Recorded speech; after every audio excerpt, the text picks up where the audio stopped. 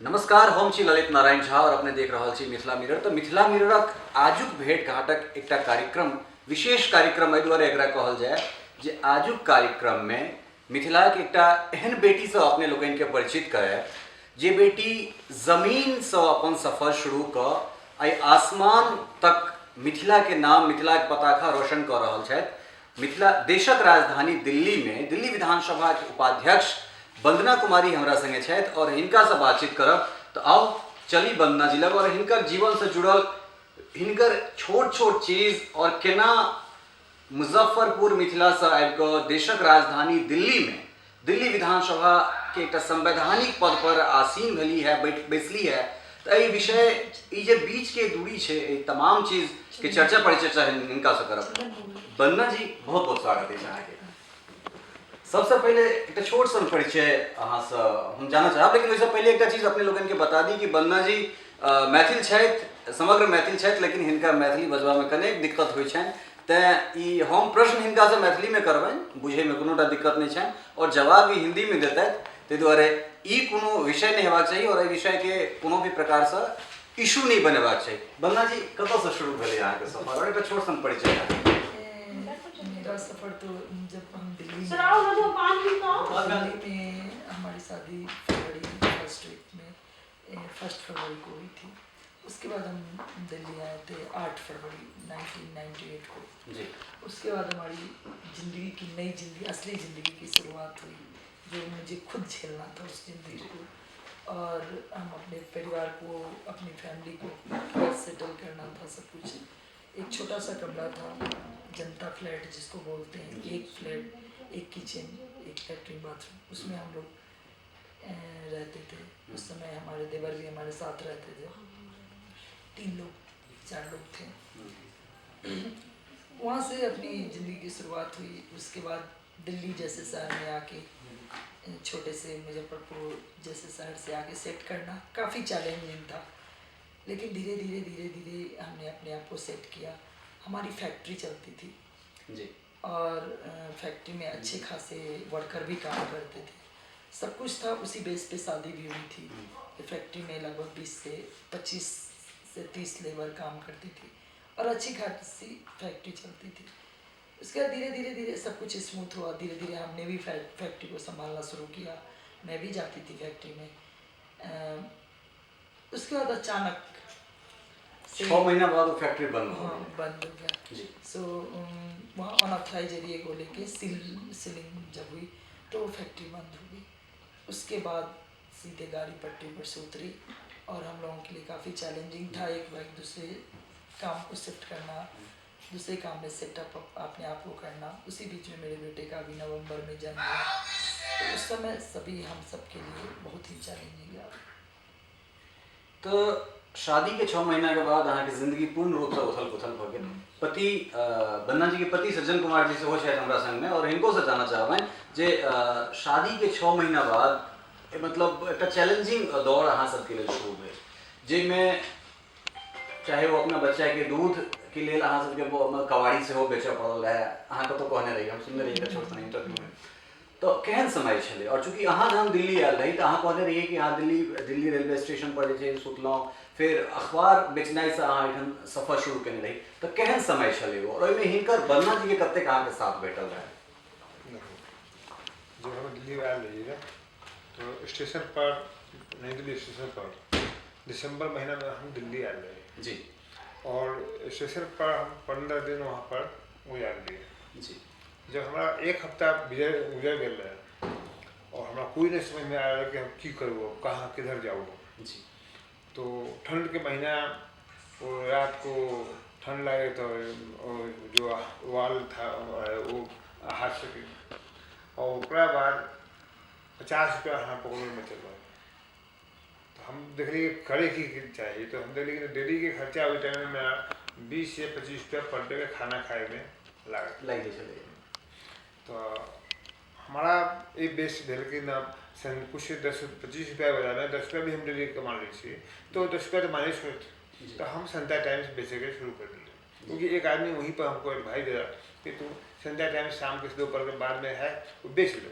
जी। तो RTO पर जाकर के उस टाइम वो याद है 50 पैसे के संध्या टाइम बिके और 30 पैसे में हमारे संध्या टाइम मिले। जी। तो पहला दिन हमने 50 पैसे संध्या टाइम बेच ली, 10 रुपया कमा लिए। और बाद में 100 100 हम बेच लिए। वो भी सफल हमारा 15 दिन संध्या टाइम विजिट में हम पहुँच गए हैदरपुर शालीमार गाँव। जी। और वहाँ आने के बाद हम फैक्ट्री से में घूमे, जो दोपहर के पहले फैक्ट्री से में घूमे शुरू कर दिए। जी। तो वहाँ पर कभी कोई पार्ट हमारा मोटर पार्ट्स दिखाई दे रहे, तो हम हर कबाड़ी में से चुन करके और पूछी कि भाई कौन कहाँ लगे, तो बोले ये फलाना पार्ट है। तो हम नथिंग कागज में टुकड़ा लिख करके और मार्केटिंग या पूछी कि कितने मिलत, तो गाजियाबाद सोनीपत कोई बताया 5 रुपये में, यहाँ पूछने में पाया कि इतने के हम मिलत। तो हम एक लेकर सप्लाई काम शुरू कर दिए और पेपर का टाइम हम बंद कर दिए। तो बाद में हमारा धीरे धीरे वो भी काम बखूबी हम चले गए। बाद में फैक्ट्री लगा दी। फैक्ट्री भी खूब मेहनत करके कम से कम दो साल में हमारा फैक्ट्री भी 30-40 आदमी से ऊपर में हमारा रन कर रहा। एक टाइम में ऐसा लगा कि हमारे पास में 65-70 आदमी काम कर जी। बलना जी, मैथिलक बेटी जो कि मिथिला में अखनो जे छै से महिला के पर्दा में रखल जाय छै, या फिर कतौ ने कतौ एहन मानसिकता जे छै, पिछड़ल मानसिकता जे स्त्री के बुझू जे एकटा बच्चा जन्मेबाक मशीन मात्र मानल जाय छै, ओहिमे एकटा मैथिलक बेटी जे मुजफ्फरपुर से दिल्ली आबै छथि और दिल्ली आबि कऽ अहाँ घर से बाहर गेलहुँ, कि कतेक चैलेंजेबल छलै अहाँके लेल ओ चीज? देखिए, जैसे मुजफ्फरपुर में मैं अपनी ऑनर्स करने के बाद में खाली समय था तो मैं नौकरी करने गई थी। एक इफ़को कंपनी थी, उसमें मैं जॉब करने गई थी। उस समय मेरे पापा मुझसे बात करना छोड़ दिए थे। मेरी मम्मी सपोर्ट की थी, मम्मी चाहती थी जो नौकरी करे, कोई काम करे। और उस समय हमारे पास एनसीसी का बहुत सी सर्टिफिकेट था, मेरी फिजिकल फिटनेस थी, मुझे इच्छा थी ABC certificate, Republic day contingent. तो हमारे एक कर्नल, लेफ्टिनेंट कर्नल आए थे, वो मेरे घर पे आए थे, मेरे पापा से बात किए। उन्होंने कहा बेटी आपकी आर्मी के लिए फ़िट है और आर्मी में इसकी हॉबी है, ये जाना चाहती है, तो आप इसकी फॉर्म भरवा दीजिए, फॉर्म अप्लाई कीजिए। तो उन्होंने सीधे कहा अगर ये चर्चा करनी है तो आप मेरे घर पे मत आइएगा, और हम आर्मी में अपनी बेटी को जो शादी के बाद इसको जो करना होगा करेगी, मैं नौकरी के पक्ष में नहीं हूँ और नहीं नौकरी करना है। उन्होंने बहुत बार मना किया, पहली बार नौकरी किए थे 1 महीने तक पापा ने बात भी नहीं किया था, घर में बोलना उलना बंद। उसके बाद धीरे धीरे वो सेट हुए। तो वो नौकरी मैं 7-8 महीना की थी, 9 महीने के करीब नौकरी की थी। उसके बाद शादी हुई, तो उसके बाद छूट गया। दिल्ली आने के बाद हमारा एक सोशल वर्क मेरी हॉबी थी, उस हॉबी के रिगार्डिंग मुझे अपने हस्बैंड का सहयोग मिला और मैं बहुत अच्छे तरीके से सोशल वर्क किसी भी तरह का हो वो मुझे बहुत अच्छा लगता था और मैं अपने आप को एकदम रिलैक्स फील करती थी कोई भी सोशल वर्क करके। आज मैं किसी के लिए भी मदद कर देती थी तो मुझे आत्मसंतुष्टि होती थी जब मैंने आज ये काम कर लिया और मैंने कुछ किया। तो उसी हॉबी के तहत मैं स्लम के लोगों के साथ बैठना, उनकी हर बातों को जानना, उनके बच्चों के साथ, उनके बच्चों के बारे में हर चीज़ थिंकिंग करना, जो क्या प्रॉब्लम आ रही है, उसके तहत हमने स्लम में जाके काम किया। उसके बाद मेरे हस्बैंड ने देखे जो ये सब काम करती है तो उन्होंने एक NGO रजिस्टर्ड करा के हमें दी और इसकी वजह से नई पहल नाम की NGO रजिस्टर्ड हुई। उसके तहत मैंने SHG ग्रुप बनाना शुरू किया, SHG ग्रुप में काम करना शुरू किया। तो उस बीच में बहुत सारे चैलेंजेस थे। मैंने इंश्योरेंस सेक्टर में भी काम की, वहाँ भी मुझे कमीशन 100% मांगा जाता था, तो वहाँ मेरे लिए ये सेटिस्फेक्शन नहीं थी। उसके बाद मैंने जॉब भी किया, 2-3 जॉब की, वहाँ भी 15 से 20 दिन। मैं किसी जॉब में ज़्यादा दिन नहीं टिकी क्योंकि मैं अपने आप को वहाँ पर सेटल नहीं फील कर पाती थी, ना संतुष्ट थी। NGO में भी हमें कहीं से फंड नहीं लिया, 5 रुपये का फंड भी किसी गवर्नमेंट में इसलिए नहीं मिला क्योंकि वहाँ कमीशन की बात आती थी। तो वहीं पे शुरुआत हुई हमारी आंदोलन लाइफ। उसी बीच में जब मैं प्रोजेक्ट बना के दफ्तर में दौड़ती थी, जो कहीं से कुछ प्रोजेक्ट मिल जाता तो मैं और भी विस्तार रूप से समाज का कुछ और बढ़िया से जी कर पाते, लेकिन हमें कहीं से फंड नहीं मिला 2-3 फंड। उसके बाद उसी बीच में अन्ना जी का आंदोलन आया, तो करप्शन से तो हर सेक्टर में हम लोग परेशान थे। तो उन लोगों की जो गरीब की मदद के लिए आता था फंड वो उन तक नहीं पहुंचता था, तो हम लोग ये झेल रहे थे। उसी बीच में अन्ना जी का आंदोलन आया। अन्ना जी के आंदोलन को डे वन से हम लोग उसमें लगे और लगातार अन्ना जी के आंदोलन में हर आंदोलन की बिगुल बजी कि हम लोग साथ साथ रहते थे। वो फर्रुखाबाद हो या बवाना हो, कहीं भी जाना हो, ये दिन हो रात हो, कभी नहीं देखा, या गुड़िया कांड हो या दामनी कांड हो या हमारा कोई साथी कहीं कोई पुलिस के साथ फंसा हो, हम लोग हर जगह बिना दिन रात की परवाह किए हम लोग पहुंचते थे। और वही दौर रहा। धीरे धीरे धीरे धीरे एक समय आया, पार्टी बनी तभी हमने सोचा नहीं था जो हमें टिकट मिलेगी। पार्टी बनी उस समय भी हमारे साथ बड़ा ये था। हम 4 बहन में एक भाई थे। 26 तारीख को पार्टी हुई और 24 तारीख को मेरे भाई की शादी थी। और अपने सबके बता दी कि 4 बहिन और 1 भाई वंदना जी 5 गोटा के जो परिवार है इनका सब बेचाइन, और वही आंदोलन के चक्कर में अपन इकलौता भाई के विवाह में पार्टिसिपेट नहीं करना रहे। सही है? नहीं किए थे जी।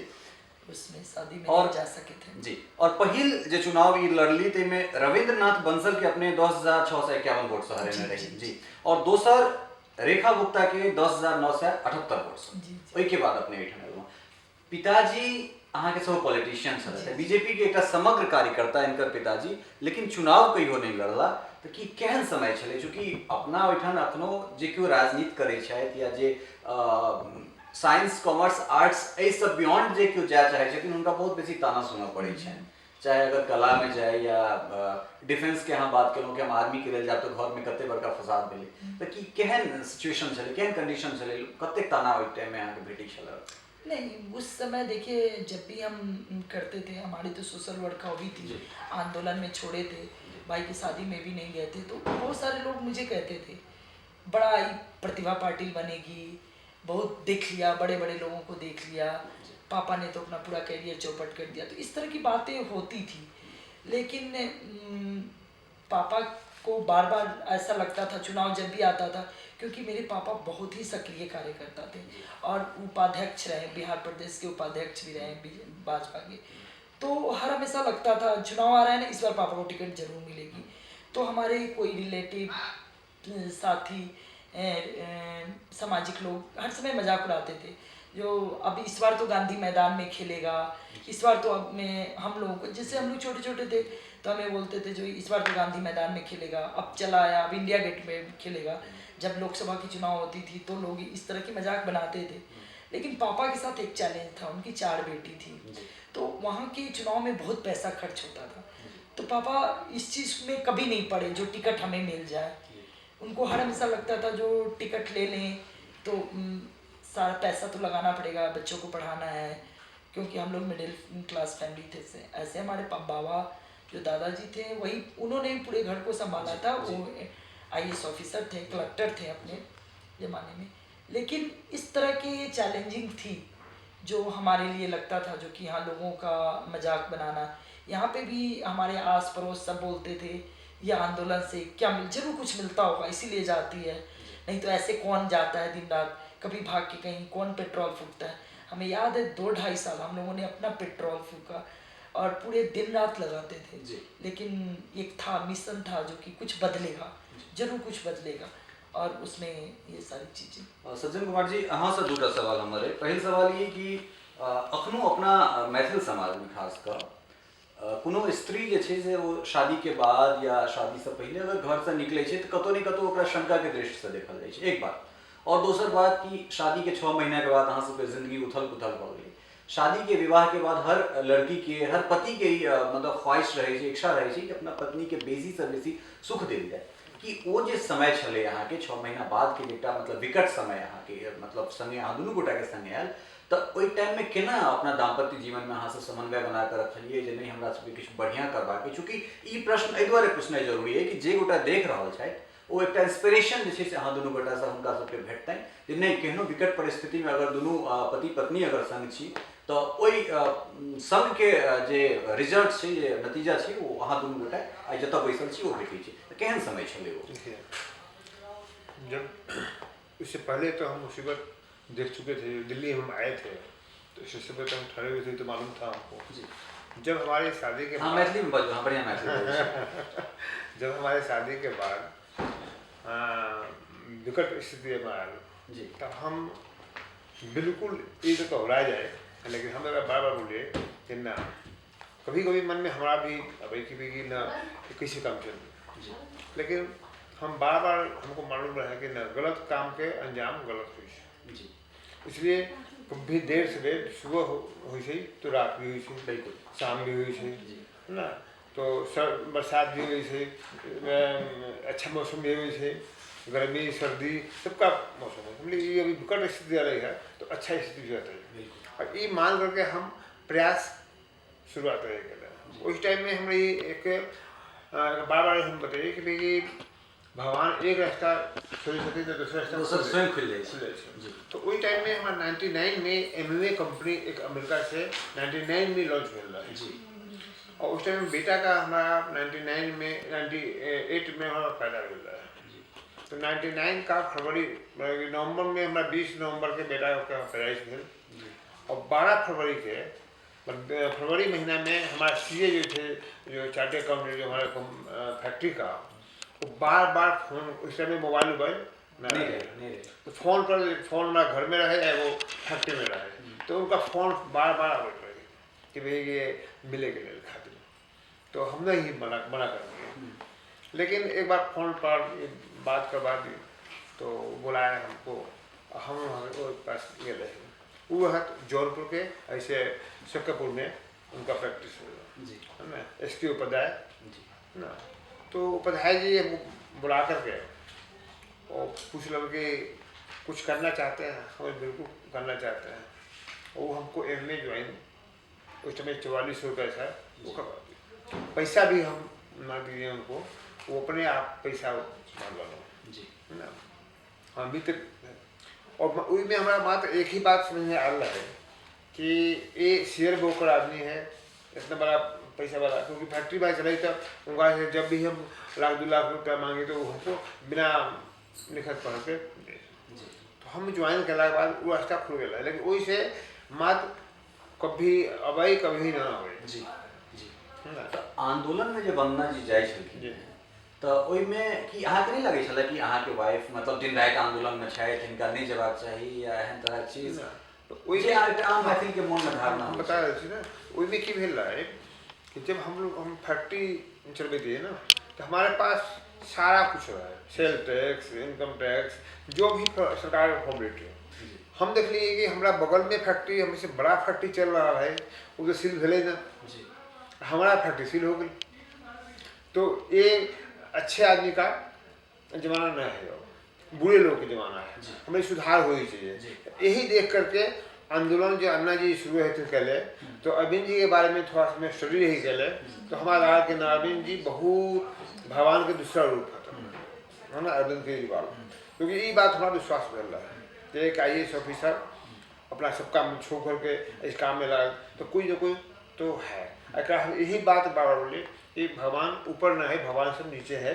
और वो आदमी के रूप में कहीं ना कहीं मिल जाए, और हम दोनों आदमी एक बात है, क्योंकि अरविंद केजरीवाल न हुई तो हम शायद पॉलिटिक्स में न तो खुद अब हुई थी न एक हम जा थी कांग्रेस होता है, बीजेपी या कोई और पार्टी, लेकिन अरविंद जी और अन्ना जी को वैसे हम लोग साथ साथ उसमें सपोर्ट के लिए, और सपोर्ट में निस्वार्थ सिर्फ देश के बदलाव के खातिर, क्योंकि हम उस मतलब कि साथ में देखेंगे ना, ये तो बहुत अच्छा अवसर है, देश से बदलाव होते तो सबको फायदा होते बिल्कुल ना, यही खातिर हम लोग सब चूँकि कहीं तो हमारा विश्वास कर बेस गेलहुँ हँ, मिथिला के बेटी छी, तो मिथिला जे मैथिल छथि हुनका बहुत मतलब अपेक्षा छनि अहाँसँ, जाहिमे जे मैथिल के जनसंख्या छै, जे वोटर छै एखन कम से ओ 6टा से 7टा से 8टा विधानसभा डोमिनेट करै छै पूरा 70 विधानसभा में, और अगर पूर्वांचल के लऽ लेबै तो संख्या 20-25 के आसपास पहुँच जाइ छै, चूँकि अहाँके बेसी ज्ञान है, तो मैथिली संवैधानिक भाषा छै,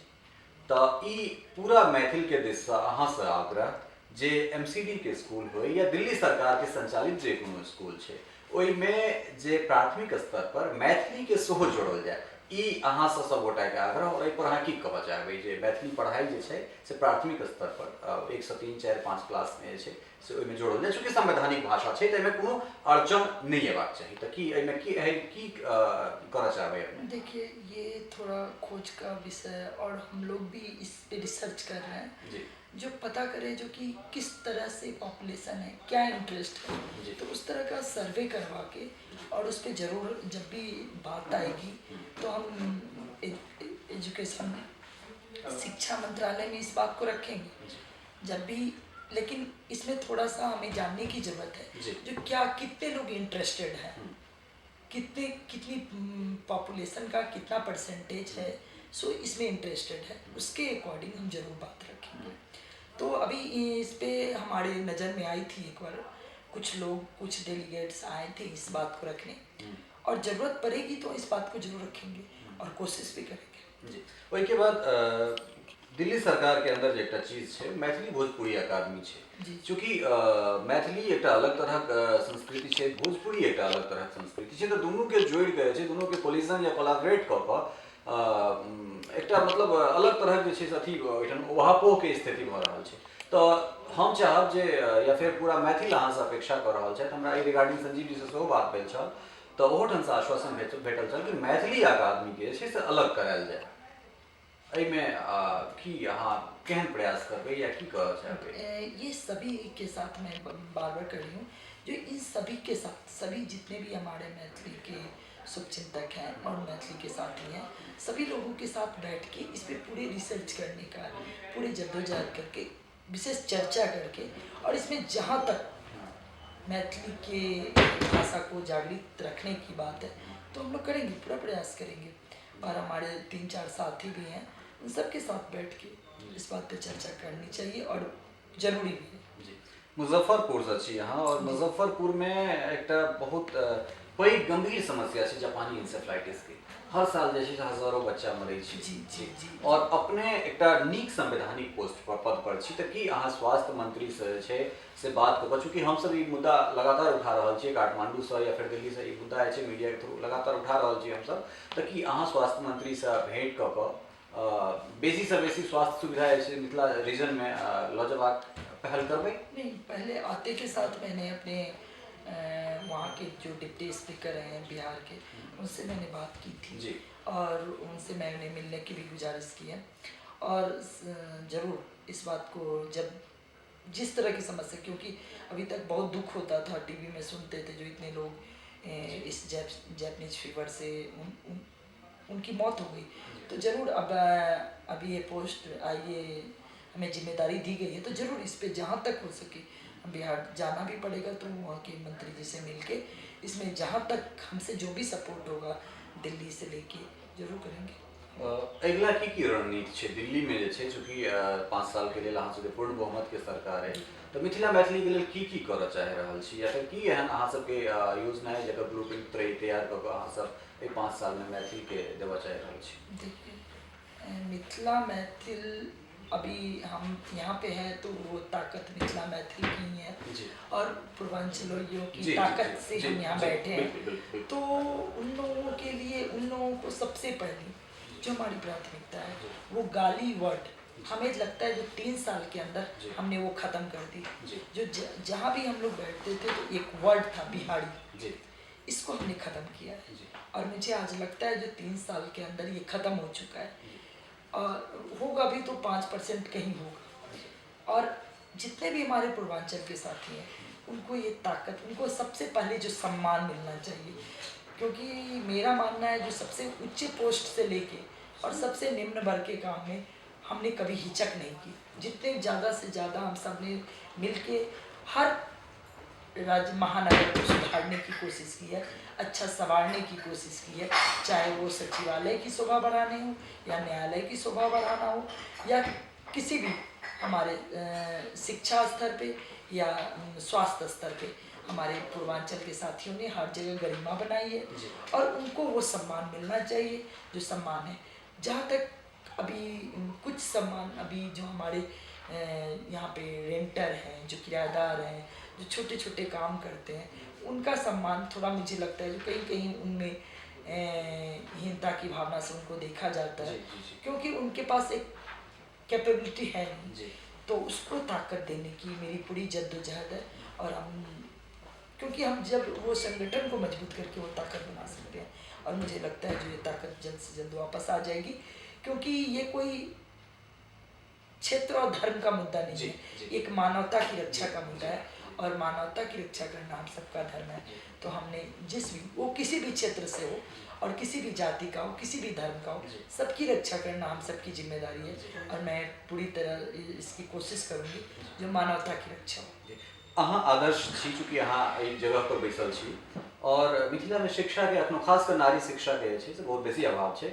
और अगर अहाँ घर से निकलिए तखने जे छै से एकटा विल पावर हिनको भेटलनि हैं, और बहुत रास लोग के विल पावर जे छै से अहाँके देख कऽ भेटतै। तो खासकर नारी शिक्षा के लिए जे मिथिला में बेटी घर से बाहर आबी, की कहऽ चाहबै अपने? देखिए, शिक्षा के लिए तो बहुत ज़रूरी है, शिक्षा सबके लिए ज़रूरी है, चाहे वो हमारी बुजुर्ग साथी हों, चाहे युवा महिला हो, चाहे बच्चे हों, सबकी शिक्षा बहुत ज़रूरी है। और मुझे आज मैं थोड़ी सी पिछड़ी हूँ, तो वहाँ की जो वहाँ की शिक्षा सिस्टम है, शिक्षा व्यवस्था है, उसकी वजह से शायद मुझे लगता है जो कभी कभी कहीं मुझे थोड़ा पीछे रहना पड़ता है। वहाँ की शिक्षा व्यवस्था को और दुरुस्त करने की ज़रूरत है। वहाँ की स्कूल हो या कॉलेज की शिक्षा व्यवस्था हो, शिक्षा की व्यवस्था को दुरुस्त करने की ज़रूरत है, और इसके लिए हम प्रयासरत रहेंगे। वहाँ की सभी महिलाओं से, सभी बेटियों से मैं कहना चाहूँगी, आज मैं अपने बेटे को, जो मैं मेरे शिक्षा में जो कमी रह गई थी, क्योंकि हम 4 भाई बहन थे, तो थोड़ी सी हम लोगों की पढ़ाई में उस तरह की अच्छी शिक्षा नहीं मिल पाई थी। तो मैं आज अपने बेटे को, मेरा बेटा बिट्स पिलाने में पड़ा, और शुरू से उसकी शिक्षा व्यवस्था में मैं किसी भी तरह की कसर नहीं छोड़ती हूँ। और मेरा मानना है जो कि मेरे अभी भी बिहार में बहुत सारे लोग ऐसे हैं जो ज़मीन बेच के भी अपने बच्चों को पढ़ाते हैं, और वो व्यवस्था और भी दुरुस्त हो, इसके लिए पूरा प्रयास करेंगे। और जितने भी हो दिल्ली में जो आते हैं बच्चे पढ़ने, उनको भी जिस तरह की असुविधा होगी, तो उसमें भी हम दिल्ली के शिक्षा निर्देशालय से बात करेंगे, और जरूर ये शिक्षा व्यवस्था जी। मैथिल समाज के मोन में कतौ न कतौ एकटा अहाँ से तकलीफ ई छलनि हैं जे चूँकि 3टा विधायक हमर मैथिली में शपथ लेला, वंदना जे छै से मैथिली में शपथ नहीं लेली, से किया नहीं लेलहुँ? नहीं, मैं मिथिला के सभी साथियों से मैं क्षमा मांगना चाहूँगी, क्योंकि मैं शुरू से, बचपन से ही मैं गांव में नहीं रही, बचपन से शहर में रही, और मम्मी पापा से भी हिंदी लैंग्वेज में ही बातचीत होती थी अधिकांश। तो मेरी मिथिला में थोड़ा पूर्ण रूपे, हाँ कोई सामने बात करता है तो मैं सारी बातें कर भी लेती हूँ, लेकिन जो बाहर रहने के कारण मैं थोड़ा बोल नहीं पाती हूँ। लेकिन अभी भी ऐसा नहीं है, प्यारा भाषा लगता है, लेकिन वहाँ शपथ इसलिए नहीं लिया जो कुछ अलग थलग हो जाए तो एक बनावटी सा लगता है। तो हिंदू ही हिंदुस्तान है, और मिथिला के साथियों से भी मैं कहना चाहूँगी, जो हिंदुस्तान के अंदर मिथिला भी आता है, हमारा पूर्वांचल भी हिंदुस्तान के अंदर आता है, और मैंने हिंदी में ली थी, तो पूरे हिंदुस्तान की गौरव है। और मिथिला की बेटी अगर पूरे हिंदुस्तान के लिए काम कर रही है, तो वहाँ के साथियों को इसका गर्व होना चाहिए। जी, लास्ट फाइनल वर्ड, चूँकि अहाँ महिला छी, और महिला सशक्तिकरण जाधरि नहीं हेतै ताधरि नहीं मिथिला के विकास हेतै, नहीं देश के विकास हेतै। तो जे महिला अखनो तक घोग में छथिन या घर में चूल्हा चौका तक सीमित कर छथिन, हुनका की कहऽ चाहबै, कोन हिसाब से वो अहीं जेना जे छै से आंदोलन के हिस्सा बनैत, और वो जे छै से काल्हि यहाँ के बगल में बैसैत या फिर कतौ और कोनो और पद पर बैसैत, तो हुनका सबके लिए 2 शब्द? देखिए, महिलाओं के लिए, जो महिला घर पे रहती हैं, अपने चूल्हे चौकी से उलझी रहती हैं, उनके लिए तो मेरा है जो भाई दुनिया और भी बाहर है। बाहर आप एक महिला है जिनकी 4,000 इनकम हो या 40,000 हो या 4 लाख हो, मेरा मानना है जो वो अपने घर को बड़ी अच्छी तरह मैनेज करती हैं। कितनी भी विकट परिस्थिति आए, वो अपने रिश्ते को बचाए रखना चाहती हैं, चाहे जितनी भी लड़ाई झगड़ा हो, फिर भी वो मैनेज करती रहती हैं, अपने रिश्तों को बचाती हैं। वो समाज में एक ऐसा बना के रखना चाहती है, नहीं रिश्ता नहीं टूटना चाहिए। तो मुझे लगता है जो वो अगर समाज सेवा में आएंगी, तो वो अच्छे तरीके से हमें व्यवस्था कैसे बनानी है, कम खर्च में देश को, समाज को, शहर को, चाहे वार्ड को कैसे सुरक्षित रखना है, या सारी विकट परिस्थितियों में सबको मिला के कैसे चलना है, संगठन को कैसे मजबूत बनाना है, ये महिलाओं से अच्छी ताकत किसी में नहीं है। संगठन में कुछ बात सहने सुनने की भी कैपेसिटी उनमें बहुत अच्छी होती है। तो मेरा मानना है जो महिलाएं अगर इस चीज़ जिम्मेदारी को, क्योंकि हमने महिला संगठन दिल्ली में के अंदर बनाया है और दिल्ली के अंदर महिला संगठन ही एक ऐसा फ्रंटल ऑर्गेनाइजेशन था जो बहुत अच्छे तरीके से गली में मोहल्ले तक हमने महिला संगठन का विस्तार किया और उसमें महिलाओं ने बहुत अच्छी भूमिका निभाई। वो अपने किसी के घर तक जाने में भी सक्षम होती है और किसी रूठे को मनाने में भी बड़ा सक्षम होती है और बड़े टूटे हुए रिश्ते को भी सुलझाने में बड़ा सक्षम होती है। और हमने बहुत सारे ऐसे परिवार को जोड़ा है काउंसलिंग के माध्यम से, बातचीत के माध्यम से। तो मैं सभी महिलाओं को ये कहना चाहूँगी जो घर की दुनिया से, जो मुझे इस चुनाव में दिखा, इस चुनाव में मैंने ऐसे ऐसे महिलाओं को देखा जो सिर्फ सीरियल देखती थी जी। वो टीवी का न्यूज़ चैनल को खोलना शुरू कर दी, जो गली मोहल्ले में बैठ के सिर्फ सास बहुए की गप करती थी उन्होंने राजनीति की चर्चा शुरू की, तभी इतना बड़ा बदलाव आया है और उसका वजह महिलाओं का बहुत बड़ा योगदान रहा। तो सभी महिलाओं से ये कहना चाहूँगी जो अपनी घर की दुनिया के साथ साथ एक सामाजिक दुनिया भी है और समाज के लिए 1 घंटे जरूर निकालें। 24 घंटे में 1 घंटे उनकी जिम्मेदारी है, क्योंकि एक परिवार तभी अच्छा हो सकता है क्योंकि हमारे बच्चे, हमारे फैमिली, हमारे हस्बैंड, हमारे कुलीग सभी समाज में जाते हैं। तो एक समाज का अच्छा होना भी बहुत ज़रूरी है और समाज में अगर कुछ बुरा हो रहा है तो उसके लिए चुप रहना उससे बड़ा गुनाह कुछ नहीं। तो हम सबको मिलकर आवाज़ उठानी चाहिए।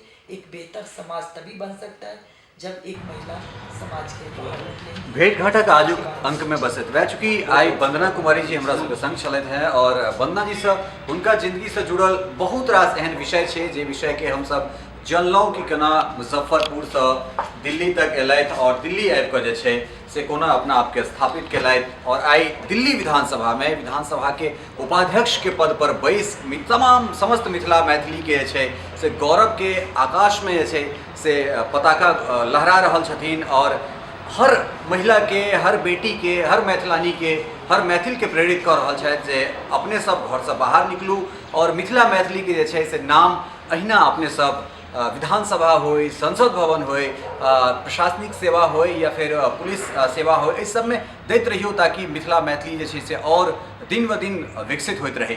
वीडियो जर्नलिस्ट राहुल कुमार झा के संग हम ललित नारायण झा अपने सबसे विदा लै छी।